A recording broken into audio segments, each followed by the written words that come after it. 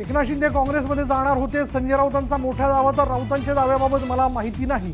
पृथ्वीराज चव्हाणांची प्रतिक्रिया. राणांनी लवकर भांड वाजवलं, थोडं थांबायला हवं होतं. शिंदे अजितदादांना दिलेल्या ऑफरवर संजय राऊतांचा टोला.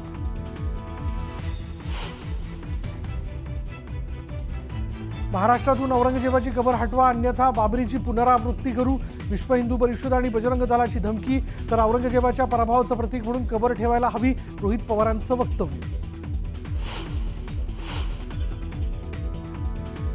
औरंगजेबाची कबर हटवण्याच्या मागणीनंतर खुलताबाद इथं पोलिसांचा मोठा बंदोबस्त तैनात. औरंगजेबाच्या कबरीची सुरक्षा वाढवली.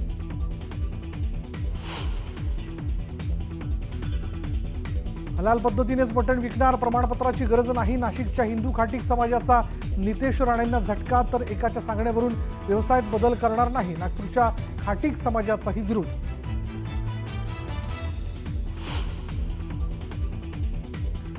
कोर्टाच्या निरीक्षणावर भाष्य योग्य नाही, कर नाही त्याला डर कशाला. कोर्टाने दिलेल्या स्थगितीच्या निर्णयावर कोकाटेंचं भाष्य. सामाजिक न्याय आदिवासी विभागाचा निधी लाडकी बहीण योजनेसाठी वळवला. संजय शिरसाटांकडून नाराजी व्यक्त. निधी कापू नका, शिरसाट मुख्यमंत्री अर्थमंत्र्यांना करणार विनंती. लेखापरीक्षणात कोणताही घोटाळा नाही, ठाणे महानगरपालिकेचं स्पष्टीकरण. 3 अब्ज 37 कोटी 53 लाख रुपयांचा हिशेब मिळत नसल्याचा विरोधकांनी केला होता आरोप. ठाकरेंना मारहाण केलेल्या खोक्या उर्फ सतीश भोसलेला घेऊन पोलीस घटनास्थळी दाखल. पोलिसांकडून मारहाण केलेल्या 22 गावची पाहणी.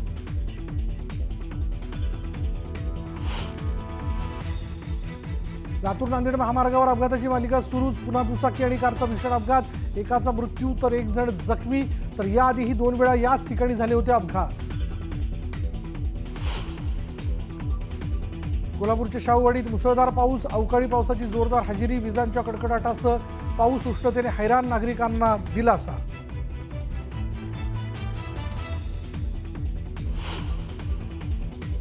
शिवसेना एकसंध असताना एकनाथ शिंदे काँग्रेसमध्ये जाणार होते असा दावा जो आहे तो खासदार संजय राऊतांनी केला. यानंतर मोठी चर्चा आहे.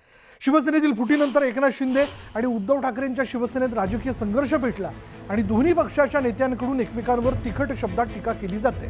आता जुने राजकीय संदर्भ देत कुरघोडीचं राजकारण सुरू झालंय. त्यात संजय राऊतांनी गोप्यस्फोट करत शिंदेंची राजकीय कोंडी करण्याचा प्रयत्न केला. राऊतांनी हा दावा करताना पृथ्वीराज चव्हाणांचा संदर्भ दिला, पण चव्हाणांनी मात्र या दाव्यावर बोलणं टाळलं. तर दुसरीकडे शिंदेंच्या शिवसेनेनं मात्र या दाव्याची खिल्ली उडवली.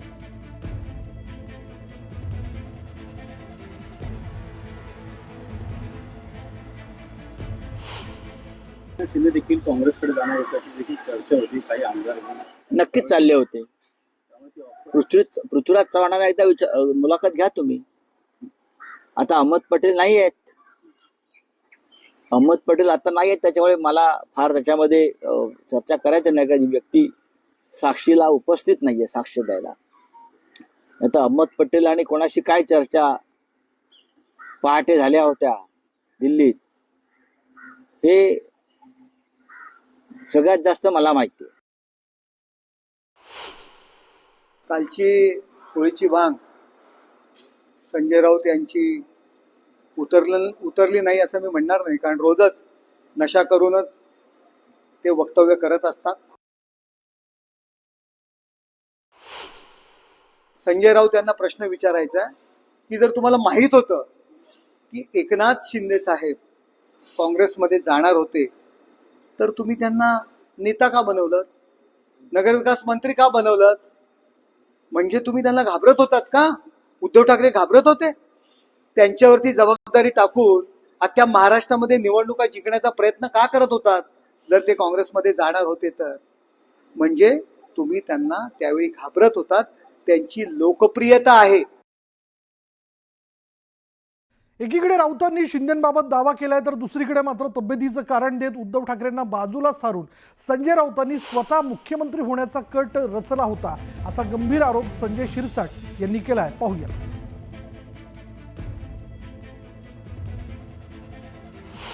आणि सत्तेसाठी लाचारी ही यांनी पत्करली आणि त्याचे सगळे साक्षीदार हे संजय राऊत सारखे लोक त्यांच्या बरोबर होते.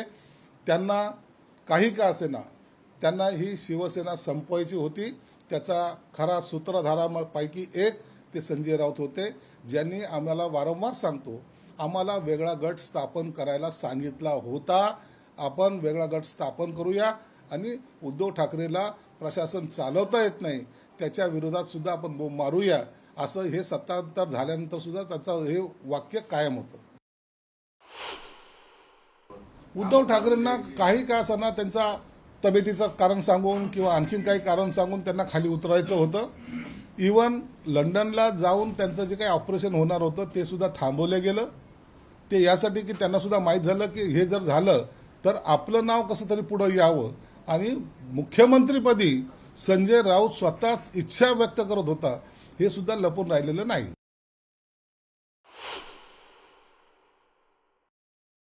यांनी अनेक वेळेला त्यांच्या नेत्यांना विचारा, आरे कारेच्या भाषेत बोलायचा, एकेरी भाषेत. त्या उद्धवला काय कळतं म्हणायचं, त्यांना काय कळतंय का, तो काय ह्याला ऐकीचा आहे का, अशा भाषेमध्ये बोलणारे ते होते. हे सर्वांना माहिती आहे. आजही ते त्याच भाषेत बोलतात. हे आताही त्यांच्या नेत्याला विचारा. चला मंडळी, आता पाहूया आजच्या दिवसभरातली आणखीन एक महत्त्वाची घडामोड ज्याबद्दल मोठी चर्चा आहे. नाना पटोलेंनी राज्याच्या दोन्ही उपमुख्यमंत्र्यांना नवी ऑफर दिल्यानं राज्यात महाविकास आघाडीच्या नव्या राजकीय प्रयोगाच्या चर्चेला उधाण आलंय. 2019 सालच्या राजकीय भूकंपानंतर सत्तेच्या सारीपाठावर फासे कसे पडले, कधी कसे पडतील याचा अंदाज भल्याभल्यांना लावता येणार नाही. खरं तर आत्ताच कुठं राज्यात महायुतीचं सरकार आलंय आणि हे सरकार स्थिर स्थावर होण्यापूर्वीच महाविकास आघाडी पार्ट 2 ची चर्चा राजकीय वर्तुळात रंगली आहे. ही चर्चा रंगण्यामागचं कारण म्हणजे महायुती सरकारच्या स्थापनेपासून महायुतीच्या मित्रपक्षांमध्ये धुसफुसीची दबक्या आवाजात चर्चा आहे. उपमुख्यमंत्री शिंदेंच्या नाराजीची वारंवार चर्चा पुढे येताना दिसते आणि अशातच नाना पटोलेंनी दोन्ही उपमुख्यमंत्र्यांना सोबत येण्याची ऑफर दिल्यामुळे पुन्हा महाविकास आघाडीच्या एकूणच बांधणीबद्दलची चर्चा जी याची सुरू झाली आहे.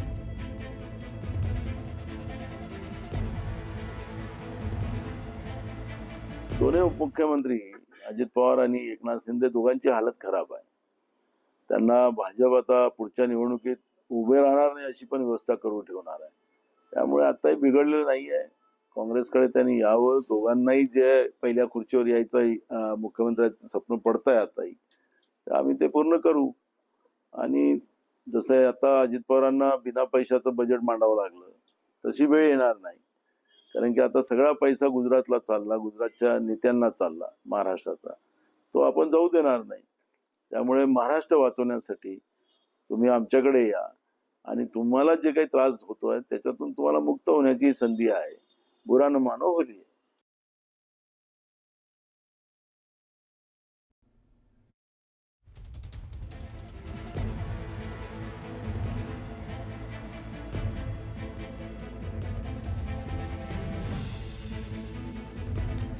आता नानांच्या म्हणण्याला सिरियसली घेत शिंदे आणि पवारांनी वेगळा विचार करायचं ठरवलं तर आकड्यांचं म्हणजे आकड्यांचं गणित देखील महत्त्वाचं आहे ना. आकड्यांचं गणित काही जुळताना दिसत नाही.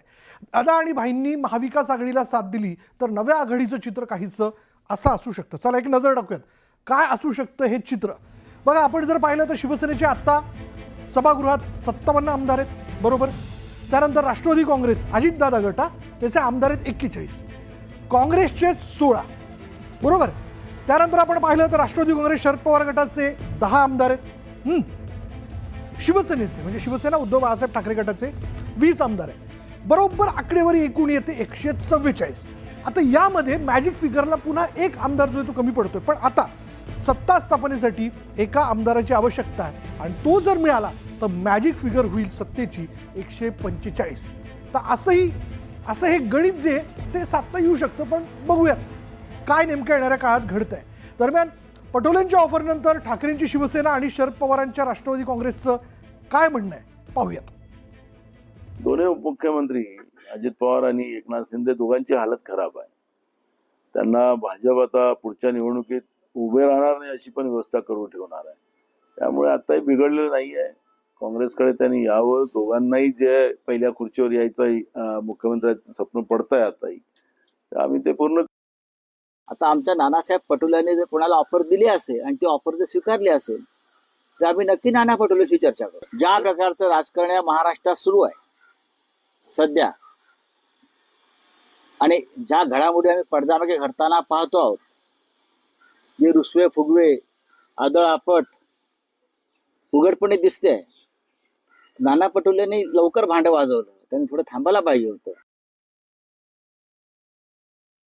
नाना पटोले यांनी अजित पवार आणि एकनाथ शिंदे यांना मुख्यमंत्रीपदाची शपथ दिली.